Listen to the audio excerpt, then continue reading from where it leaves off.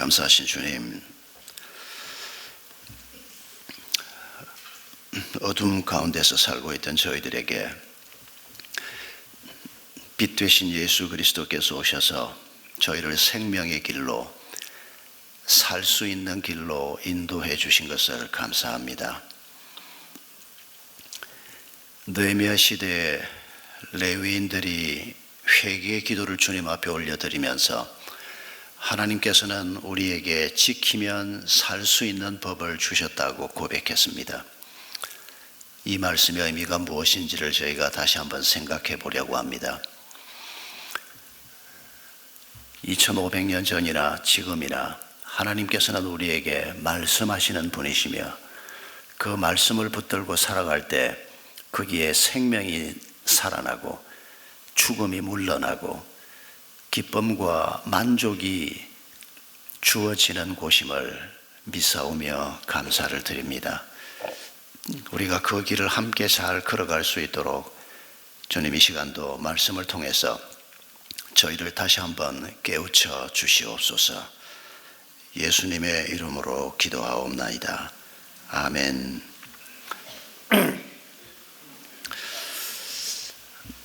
어제 저녁에 베트남 축구 보신 분들이 계십니까?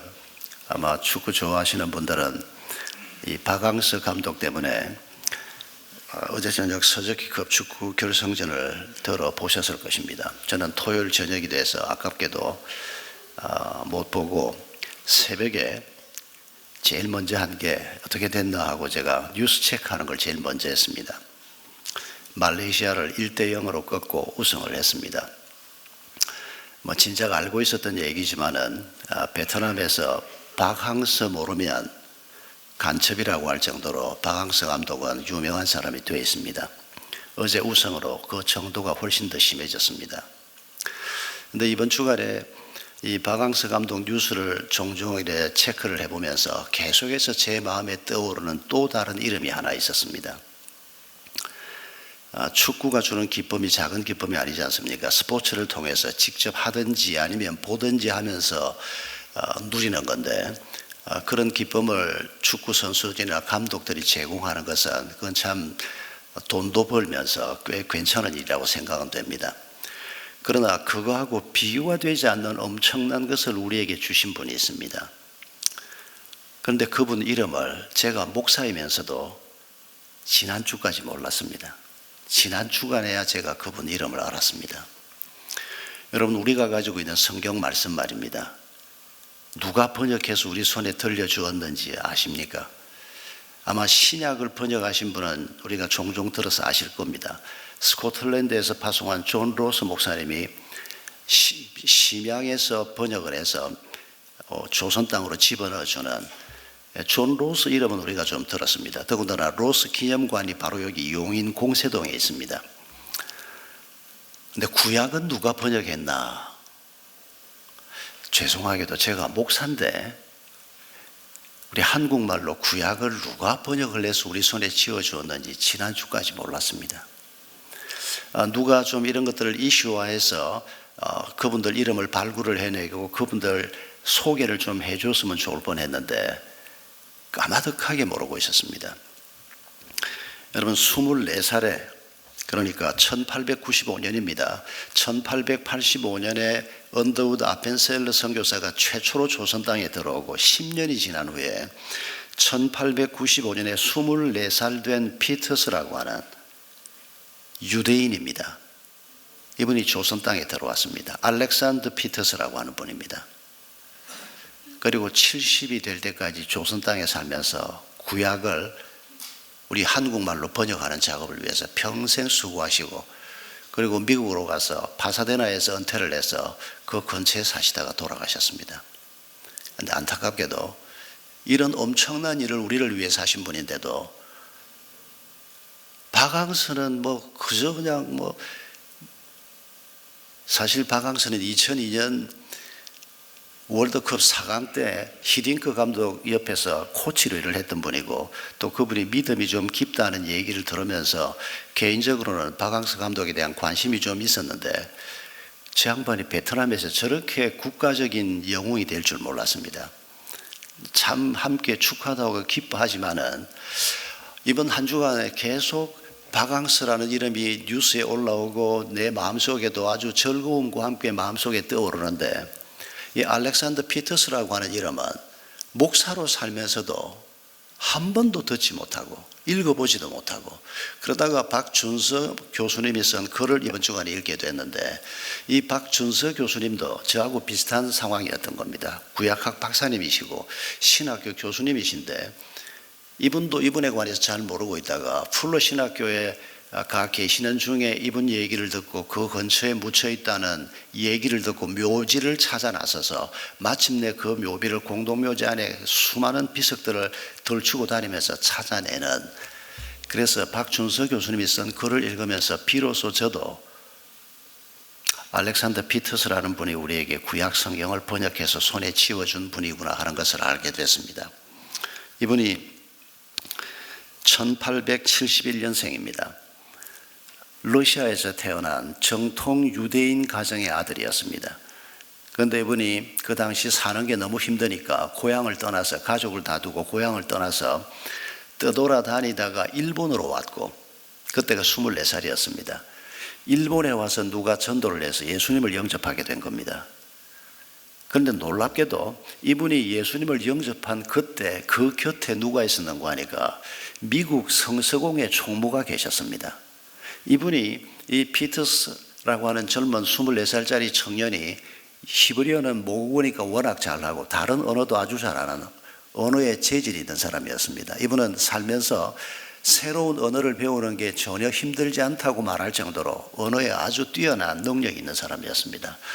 이 젊은 청년을 보고 미국 성서공회 총무 목사님이 당신이 조선으로 좀 가라. 일본하고 조선하고 코앞이니까 저기에 성경이 필요하다. 특히 구약 성경이 필요하다. 그래서 이 사람이 예수 믿은 그 해 조선 땅으로 들어오게 된 겁니다. 그리고 2년 반 동안 조선말을 배워서 시편 150개 중에서 60개를 골라서 한국말로 번역한 게 최초의 한국어 구약 성경입니다. 그런데 이것 가지고는 안 되겠다 해서 이분이 1900년에 미국으로 가서 신학 공부를 합니다. 3년 동안 공부를 하고 목사 안수를 받고 다시 조선 땅에 돌아옵니다. 그리고 계속해서 구약을 번역을 해서 1911년에 신구약 한국어 성경, 조선어 성경이 처음 나옵니다.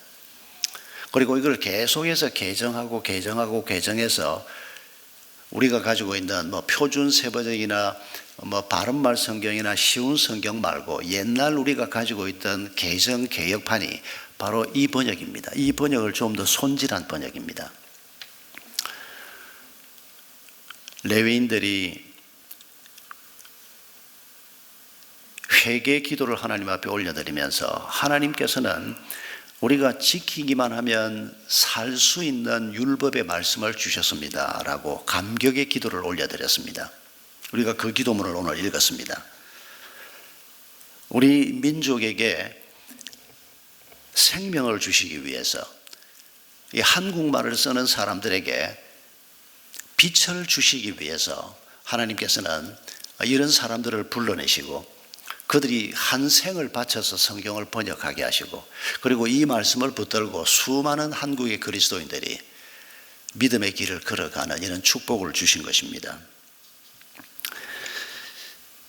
9장 29절에 있는 말씀, 지키면 살게 되는 율법의 말씀이라고 하는 이 말씀의 뜻이 무엇일까요? 주의할 점이 좀 있습니다. 왜냐하면 전 역사를 통해서 율법을 지켜서 산 사람은 한 사람도 없습니다. 앞으로도 예수님 재림할 때까지 율법을 지켜서 살 사람은 한 사람도 없을 것입니다. 성경이 그렇게 주장하지 않습니까? 예수 그리스도 외에는, 하나님의 아들이신 그분 외에는 아무도 율법을 지킬 수 있는 사람이 없습니다. 그런데 지금 하나님께서는 지키기만 하면 살게 되는, 생명을 얻게 되는 율법의 말씀을 주셨다고 레위인들이 고백을 하고 있습니다. 여러분, 이 고백의 의미가 뭘까요? 다 지킬 수도 없는데, 앞으로도 지킬 사람이 없는데 이런 고백을 하는 것이 무슨 의미가 있겠습니까? 여러분, 하나님께서 우리에게 율법을 주신 것은 그 율법을 지켜서 살라고 주신 게 아닙니다. 못 지킬 걸 뻔히 아시기 때문입니다. 하나님이 율법을 주신 것은 세 가지 정도 율법의 목적을 우리가 생각할 수 있습니다. 우선에 이건 해라, 이건 하지 말라 이렇게 가르치는 그 말씀은 우리의 삶의 방향을 말씀하는 겁니다. 그래서 율법을 잘 들여다보면 내가 이렇게 걸어가야 하는구나, 이 길은 가지 말아야 하는구나, 우리의 삶의 방향을 결정할 수 있습니다. 두 번째는 율법의 중요한 기능은 죄가 뭔지를 알려주는 겁니다. 살인하지 말라. 아니, 내 가족에게 해를 입혔으면 해를 입힌 그 사람뿐 아니라 그 사람의 가족들까지도 몽땅 다 죽여 없애도 분이 안 풀리는데 살인을 하지 말라? 어떤 경우에도 무조건 살인하지 말라? 많은 사람들이 그 당시에 하나님의 말씀 앞에서 그런 태도를 가지고 있었습니다. 그러나 하나님께서는 사람을 지으신 분이 하나님이시고 그 사람의 생명을 탈취할 수 있는 분도 하나님이시지 다른 인간이 생명에 손을 대는 것은 안 된다. 이 살인을 하는 것은 죄라는 것을 깨우쳐 주신 것입니다. 율법의 기능 중에서 율법을 통해서 이게 죄고 이건 죄가 아니구나 하는 것을 우리에게 분별하게 해주시는 기능이 아주 중요한 기능입니다. 그리고 율법의 또 한 가지 기능은 대문 빗장 기능이라고들 표현합니다마는 뭐가 죄인지 그리고 그 죄의 결과가 얼마나 참혹한지를 성경이 설명하는 말씀을 들으면서 우리가 대문을 닫아서 빗장을 질러 놓으면 이 문이 잘 열리지 않는 것처럼 말입니다. 죄를 억제하는 능력이 율법을 배우는 사람에게 생긴다는 것입니다. 그러면 하나님이 우리에게 율법을 주셨는데 그 율법을 지키면 산다고 했는데 아무도 지킨 사람이 없고 지킬 사람도 없다면 도대체 산다는 말은 무슨 말인가? 여러분, 이 율법 속에 해라 하지 말라만 들어있는 게 아닙니다. 모세오경을 보통 우리가 율법이라고 얘기합니다. 넓게는 구약 전체를 율법이라고도 말합니다마는 이 모세오경을 가지고 생각해 보십시오. 맨 처음에 하나님이 창세기, 출애굽기, 레위기, 민수기, 신명기 5권의 책을 주어서 이스라엘 공동체가 출범하게 됐습니다. 이 법을 가지고 예배도 드리고 이 법을 가지고 이웃 간의 문제도 해결을 하고 이 법을 가지고 어떻게 제사도 드리는지를 하나님이 가르쳤습니다. 그런데 못 지킬 걸 하나님이 알고 계셨습니다. 못 지키면 다 죽어야 하는 겁니다. 하나님이 주신 말씀대로 살지 못하면 다 죽는 게 율법이 우리에게 가르치는 겁니다. 그러나 하나님께서는 우리를 그렇게 죽이려고 하지 않으셨습니다. 그래서 주신 율법의 핵심 중에 하나가 뭡니까? 성막제도요, 제사제도입니다. 내가 죄를 지었습니다. 그러면 하나님께서 어떻게 하라고 합니까? 죄를 지었으니까 칼을 물고 죽으라고 그럽니까? 하나님은 그렇게 말하지 않습니다. 율법의 말씀 속에, 레위기 속에서 내가 죄를 지었으면 하나님 앞에 와서 속죄 제사를 드리라고 얘기합니다. 그러면 보통 사람은 1년 된 양을 들고 갑니다. 우리 집에서 양들 중에서 제일 좋은 양을 가지고 갑니다. 시원찮은 것, 깃털이 빠진 것 이런 건 안 되고 아주 좋은 양을 가지고 제단으로, 성전으로 가서 성전 마당에 있는 제단 위에 이 나를 대신해서 죽을 양을 올려놓습니다. 내가 죽어야 하는데 하나님이 나를 죽이지 않기 위해서 나 대신 죽을 양을 가지고 와서 바치라고 얘기한 게 속죄제입니다. 그러면 그게 레위인과 제사장이 나를 기다리고 있습니다. 제일 먼저 하는 게 뭡니까? 양의 머리에 손을 얹고 기도합니다. 어떤 기도였을 것 같습니까? 하나님, 내가 죽어야 하는데 하나님이 나를 죽이지 않고 내 죄가 이 양에게 전가돼서 이 양을 나 대신에 죽게 하시니 감사합니다. 양에게는 좀 미안하지만은 손을 얹고 양 머리에 손을 얹고 그렇게 기도를 합니다. 감사의 기도, 회개의 기도를 하는 겁니다. 내 생명을 하나님이 살려주시기 위해서 이 제도를 주셨으니 감사합니다. 다시는 죄를 범치 말게 해주십시오. 그런 다음에 양을 죽여야 합니다. 누가 죽입니까? 내가 죽여야 합니다. 여러분, 칼을 빼들고 나 대신에 나 때문에 죽는 양인데 그 양도 또 내가 죽이라고 합니다.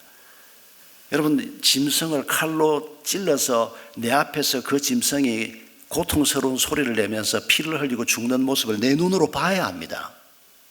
왜요? 왜 하나님이 이렇게 잔혹한 짓을 시킵니까? 그게 죄의 결과라는 겁니다. 죄가 우리에게 갖다 주는 고통이라는 겁니다. 죄라고 하는 게 아주 근사해 보이고, 죄라고 하는 게 뭐 그냥 마음대로 한번 살아보면 인생이 너무도 멋질 것 같아 보이는, 아닙니다. 그건 바르게 보는 것이 아닙니다.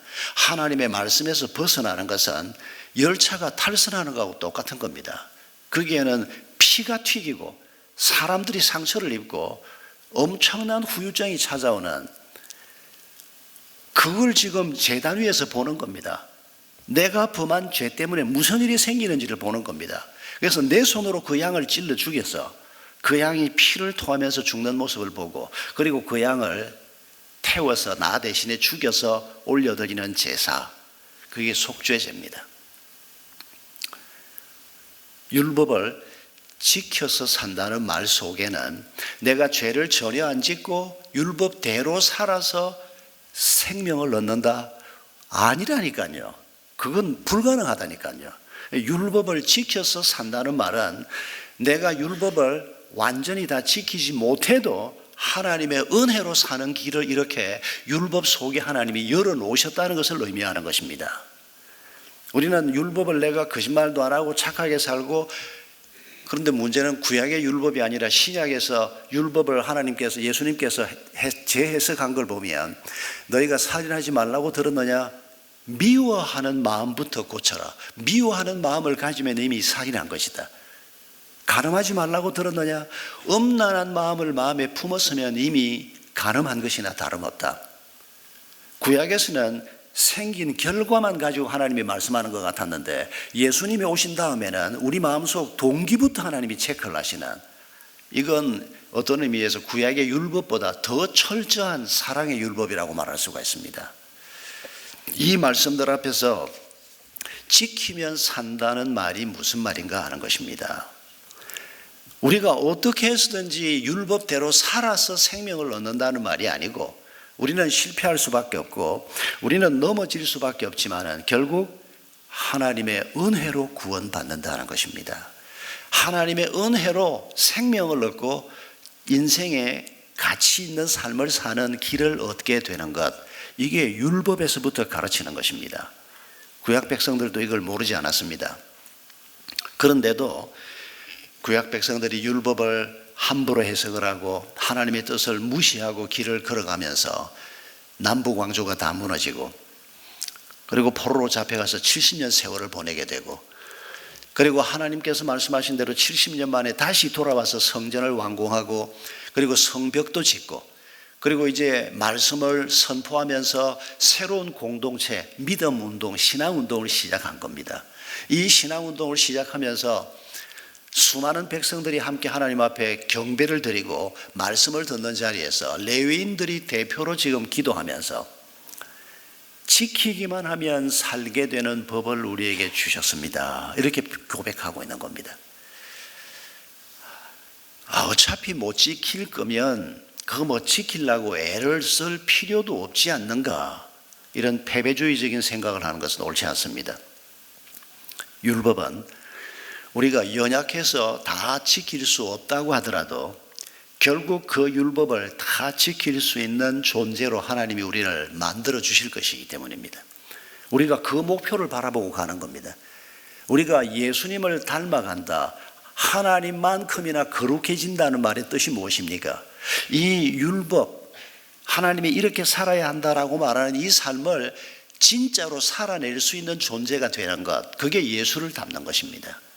그래서 이걸 우리가 율법적인 관점에서 생각하는 것이 아니고 하나님의 은혜로 우리에게 이런 생명이 주어지고, 또 하나님의 은혜로 우리가 이 길을 계속해서 걸어가는 여정에 지금 우리가 있는 것을 다시 한번 기억하십시다. 레위인들이 지난날 자기 조상들의 실패를 회개하면서 이렇게 표현한 말이 9장 12절에 나옵니다.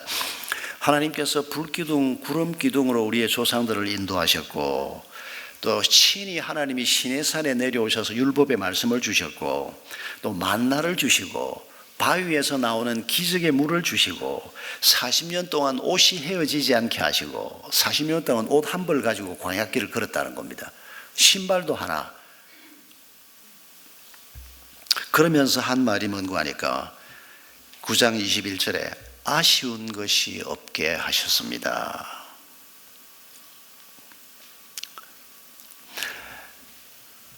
여러분, 이 얘기를 놓고 한번 우리 자신의 마음을 한번 잘 비추어 보십시다.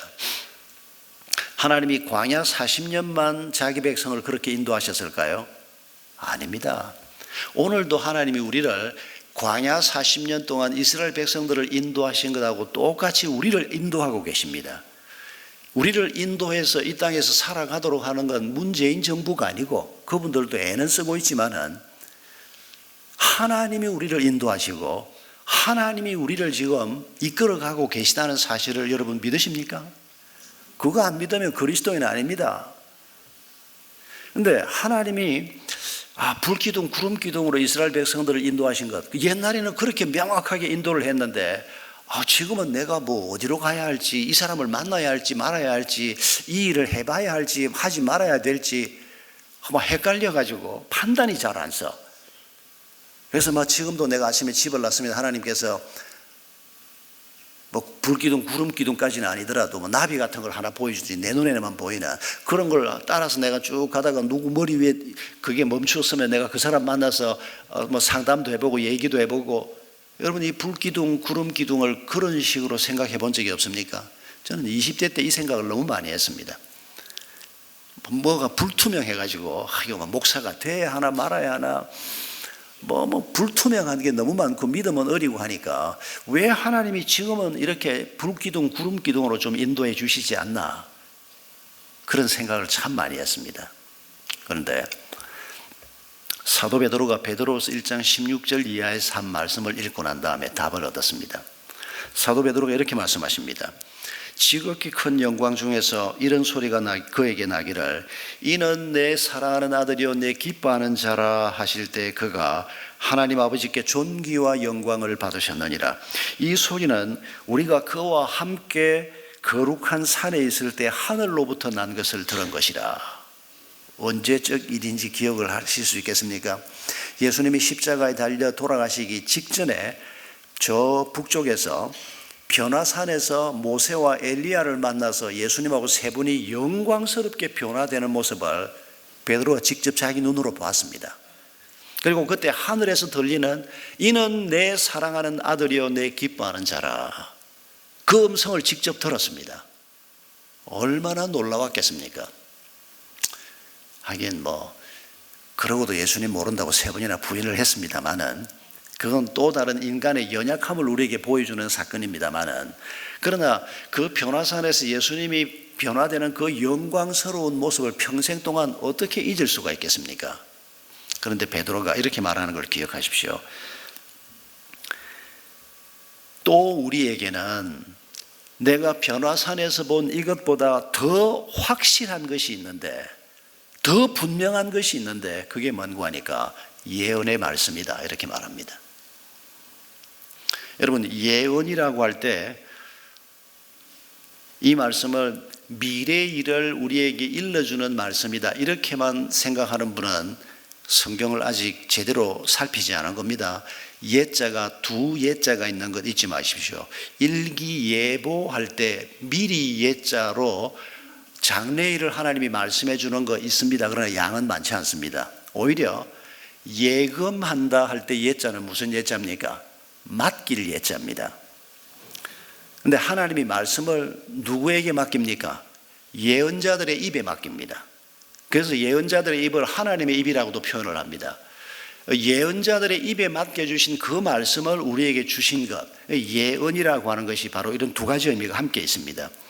그런데 지금 베드로가 하는 얘기는 뭔가 하니까 하나님께서 우리에게 주신 이 말씀이 내가 변화산에서 봤던 예수님의 모습, 모세의 모습, 엘리야의 모습보다 더 확실하고 더 명확하다는 겁니다.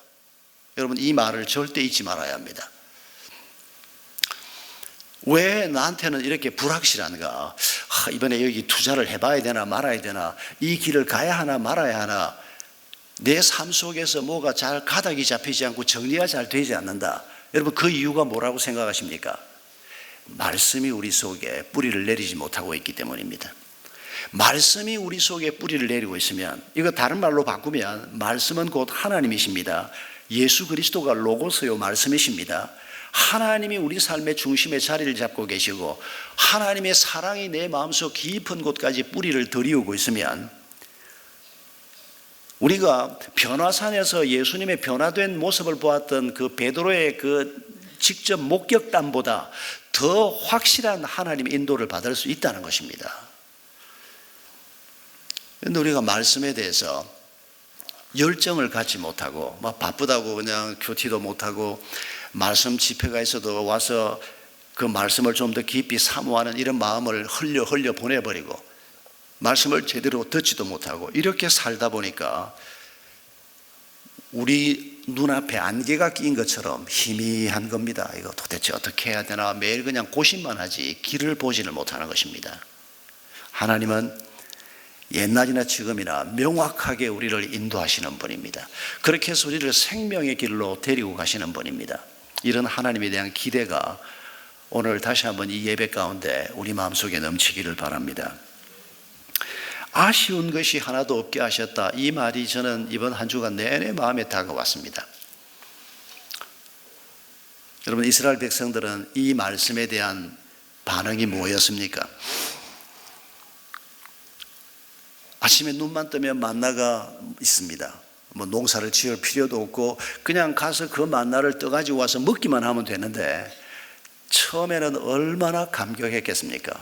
먹을 것도 제대로 없는 그 광야를 40년을 가는데 하나님께서 그 만나를 아침마다 딱 먹을 만큼만 가져가서 뭐 저축해서 들고 다닐 필요도 없고, 이 기가 막힌 기적의 음식인데, 근데 시간이 좀 지나니까 어떻게 변합니까?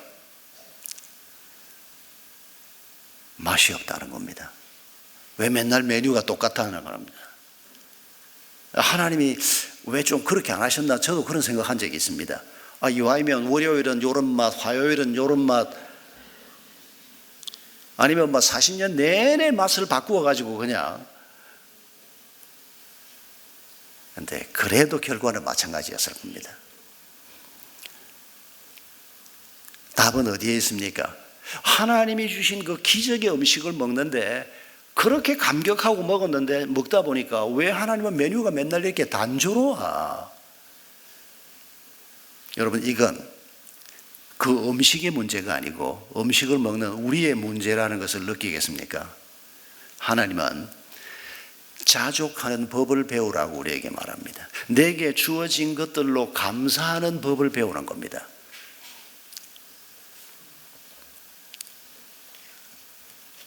우리가 살면서 가장 두려워해야 할 일 중 하나가 바로 이게 아닌가 싶습니다.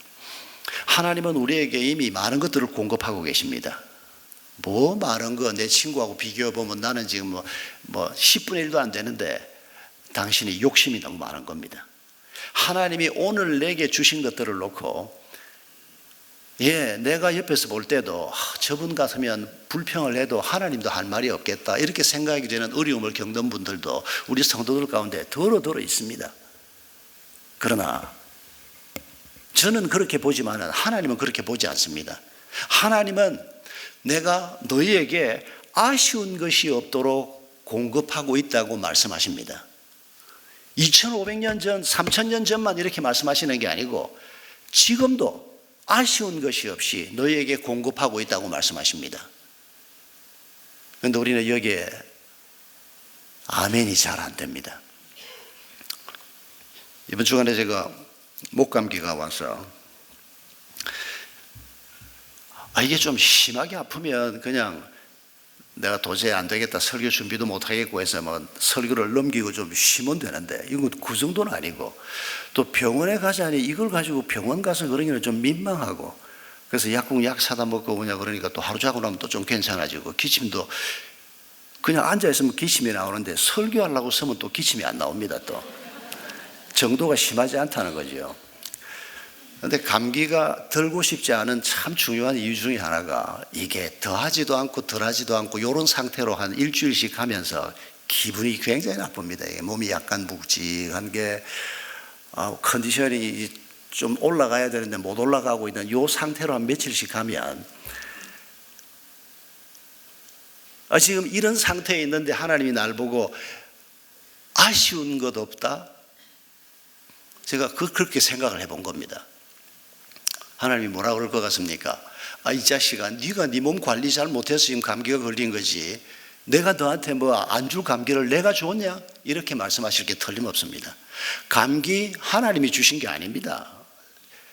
제가 한기가 드는 줄도 모르고 그냥 차가운 데서 몸에 좀 이래 한기가 들어오는데, 그게 지난주였습니다. 한기가 이래 성 느껴지면 외투를 걸치든지 이래야 되는데, 제가 아직도 나이를 생각하지 않고 이까짓 것 먹으라고 아예 무시하고 그날 하루를 지냈더니 저녁이 되니까 목이 아파하기 시작을 한 겁니다. 목이 뻣뻣했던 겁니다. 여러분, 하나님은 우리에게 필요한 것들을 늘 공급하고 계십니다. 이스라엘 백성들 입장에서는 우리가 충분히 이해할 수 있는 불평거리가 있습니다. 왜 40년 동안 옷을 한 벌밖에 안 줬냐? 그것도 마음만 먹으시면 일주일에 하나쯤씩, 아니 막 2, 3일에 하나씩 갈아입힐 수 있지 않습니까? 그런데 하나님이 그렇게 하지 않고 40년 동안 한 벌로 지내게 했습니다. 그게 하나님의 방법이었습니다. 그러면 우리 입장에서 하나님, 내가 하나님이라면 적어도 뭐 일주일에 한 벌쯤은 내가 갈아입히겠습니다. 그러면 지가 하나님 해야죠. 지가 하나님을 하면 어떤 결과가 생깁니까? 죽음의 길이라는 겁니다. 파멸의 길이라고 말씀하는 겁니다. 우리가 할 일은 뭐라는 겁니까? 하나님이 행하시는 모든 일 앞에서 그게 어떤 것이든 간에 아쉬운 것이 없이 공급하는 그 하나님을 기억하고 하나님의 은혜를 기억하고 자족하면서 감사하면서 이 길을 걸어가는 것, 그게 하나님께서 우리에게 던지시는 메시지라는 것입니다.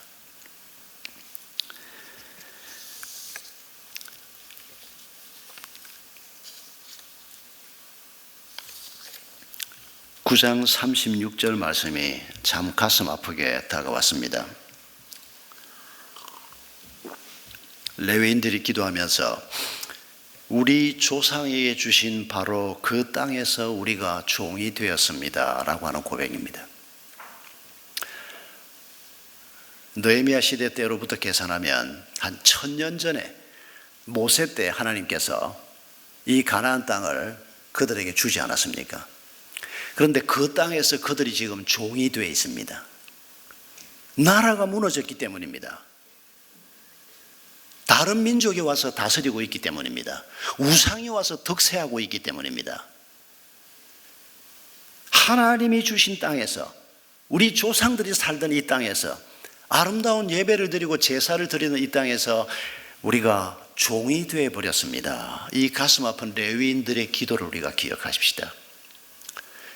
이건 우리가 대한민국이라고 하는 관점에서 적용할 말씀은 아닙니다. 대한민국은 전혀 하나님을 알지 못하는 사람들이 살던 땅인데, 이 땅에 하나님께서 130수년 전에 조선 땅에 선교사들을 보내주셔서 큰 은총을 베풀어 주셨습니다. 그러나 하나님께서는 우리가 어디에 살든지 간에 거기에서 종으로 사는 것을 원치 않습니다. 하나님은 우리가 축복으로 주신 그 가정을 내 이기심 때문에 이기심의 종으로 살면서 불화와 고통이 가득한 가정으로 만드는 것 원하지 않으십니다.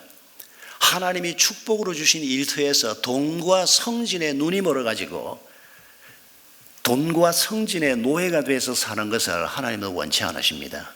하나님께서 하나님이 축복으로 주신 그 땅에서, 그게 가정이든 일터든 목장이든 그 자리에서 우리가 주인 노릇하고 살 수 있는, 주인이신 하나님의 대리인으로 살 수 있는 그런 날을 꿈꾸면서 지금 레위인들이 이런 기도를 하고 있는 것입니다. 그리고 그들은 10장 28절을 보면 하나님 중심의 삶을 살기 위해서 그 땅의 여러 백성들과 인연을 다 끊어버렸다, 이런 고백도 나옵니다. 이런 말씀을 오해하셔서 내가 예수를 잘 믿으려고 하면 예수 안 믿는 사람들하고의 관계를 다 끊어야 되는구나, 이렇게 생각을 너무 간단하게 하시면 그건 오해하는 겁니다. 우리가 너무 그냥 예수 안 믿는 사람들하고의 관계가 너무 깊게 맺어져 있어가지고 이 관계 때문에 예배도 잘 못 나오고 이 관계 때문에 목장에도 한번 못 가보고 이 관계 때문에 내 삶이 어려운 사람이라면 관계를 끊는 것이 중요하고, 지금 이스라엘 백성들이 10장에서 표현하고 있는 건 바로 이런 문제입니다. 이방인들이 들어와서 벌써 백수십 년을 살고 있으면서, 백수십 년이 뭡니까? 그보다 더 긴 세월을 살면서 이방인들이 뭘 내다 팔면 뭐 좋은 게 있다 싶으면 그거 안식일이라도 가서 사서 갖고 싶고, 자식들을 서로 혼인도 시키고, 이방인이라도 왜 괜찮아 보이는 사람이 있지 않습니까? 뭐 우리 교회 집사보다 뭐 예수 안 믿는 저 양반이 훨씬 착해 보인다, 이거 옛날에 우리 교회 어느 집사가 했던 말입니다. 그래서 그 집하고 사도 맺고 싶다고. 우리 눈에 그렇게 보이는 경우가 얼마든지 있을 수 있습니다. 내가 너무 하나님 없는 세상과 너무 깊이 연결이 되어 있나? 그렇다면 우리가 어느 정도 관계를 끊는 게 필요합니다. 하나님께서 모든 관계를 절연하고 살라는 게 아닙니다. 하나님은 우리를 세상 속으로 보내셨습니다. 우리를 따로 모아서 어디 저 산속에 들어가 살아라, 그러지 않았습니다. 세상 속에 살면서 세상에 동화되지 않는 사람으로, 세상 속에 살면서 세상 길을 걷는 게 아니고 믿음의 길을 걸어가는 사람으로 우리를 부르셨습니다. 그러니까 내가 혹시 관계를 좀 끊어야 되나? 어떤 사람은 몇 대째 예수 믿는 집안에서 태어나서 자랐고 교회 열심히 다니다 보니까 주변에 예수 안 믿는 사람은 한 사람도 없고, 목장에 초대를 해보려고 그래도 VIP를 아는 사람이 없어서 초대를 못 하겠다고, 이런 말도 안 되는 소리를 하는 사람도 있습니다. 밖에 나가면 80%가 예수 안 믿는 사람인데, 그러나 그분이 어떻게 살고 있는지는 우리가 알 수 있지 않습니까?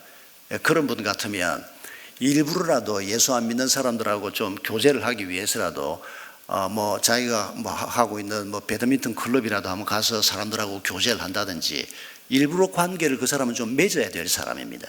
우리의 각자의 상황이 다른데, 중요한 것은 어떻게 하면 우리가 하나님이 말씀하신 이 믿음의 길을, 생명의 길을 제대로 걸어갈 수 있을까? 이걸 고민하면서 지혜를 구하는 것입니다. 이걸 우리가 목장에서 함께 늘 나누는 겁니다. 그리고 목장 식구들 얘기를 들으면서 이럴 때는 저런 판단이 더 옳겠구나, 또 우리가 판단이 잘 안 쓸 때 한번 나누어 보면 서로 여러 가지 관점에서 대화를 하다 보면 길이 발견되기도 하는, 그러면서 우리의 관계가 점점 더 친밀해지고 더 큰 아름다운 공동체가 되는 이런 축복을 우리가 맛볼 수 있을 것입니다. 여러분, 하나님께서는 느헤미야와 그 시대에 이런 분들을 통해서 당시에 하나님의 뜻을 이루어 가셨고, 오늘은 우리를 통해서 하나님의 뜻을 또 이루기를 원하십니다. 또 사랑마루를 통해서 하나님께서 기뻐하시는 일을 이루어 가기를 원하십니다. 이런 사역들을 여러분이 함께 바라보면서 우리 이제 하늘에 계신 아버지, 하나님의 뜻을 우리를 통해서 이번 주간에도 이루어 주소서, 그런 마음으로 함께 찬양하겠습니다.